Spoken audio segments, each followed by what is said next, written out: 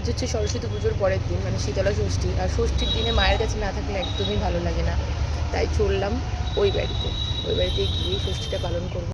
আর তার সঙ্গে থাকবে সব ঠান্ডা ঠান্ডা খাবার দাবার। আর ঋষিকে দেখুন,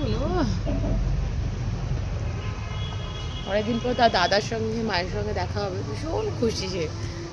আর দুদিন পরেই যেহেতু ২৬শে জানুয়ারি, তাই ব্যারাক স্কোয়ার ময়দানে চলছে জোর কদমে প্র্যাকটিস।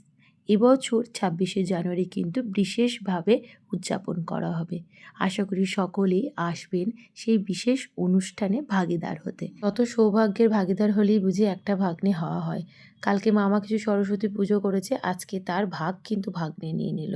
মানে হাত খরচা নিয়ে সোজা চলে আসলো সে বাড়ি। আর এখানে এসে আর এক মামার আদর। আর তার সঙ্গে তার মা তার ট্রেনে আসা জামা কাপড়গুলোকে চেঞ্জ করে দিচ্ছে। আর যেহেতু আজকে ষষ্ঠী, তাই প্রথম ফোঁটা বরাবরই সে আমার মায়ের কাছ থেকেই নেয়। আমার মা বলা ভুল, কারণ আমার মা বললে তার ভীষণ রাগ হয়। এটা আসলে তার মা। কত সুন্দর করে ভক্তি ভরে সে এখন মাকে প্রণাম করতেও শিখে গেছে। আর আমি তো তার পিছন পিছন ছুটছি তাকে ফোঁটা দেবো বলে। আর তার মুখে একটাই কথা, মা তো দিয়ে দিয়েছে, তোকে আর দিতে হবে না। নিতে হয় ফোঁটা নিলাম রে ভাই, দুবার নিতে হয় নাকি ভাই? বাবালি। বাড়ি আসার পিছনে দুটো কারণ থাকে। এক হচ্ছে মায়ের হাতে ফোঁটা নেব, আর তারই সঙ্গে বাবাকে আর মাকে আমি ফোঁটা দেবো। দিদার কাছে থাকলে মা বাবা দুজনই ফোঁটা পায়, কিন্তু এবছর তো কেউই যায়নি, তাই আমিই ফোঁটা দিলাম। আর তারপরে বসলাম সব ঠান্ডা ঠান্ডা খাবার নিয়ে। তবে অনেক কিছু রান্নাবান্না মা কিন্তু করেছিল।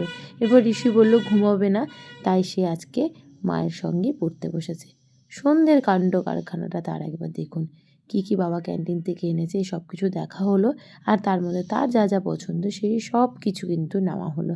আর তারপরে বসেছে সে সাজুগুজু করতে। বোরোলিন, তেল, বডি লোশন এই সব মাখা চলছে। মানে সন্ধ্যের এক দুষ্টুমির পর্ব।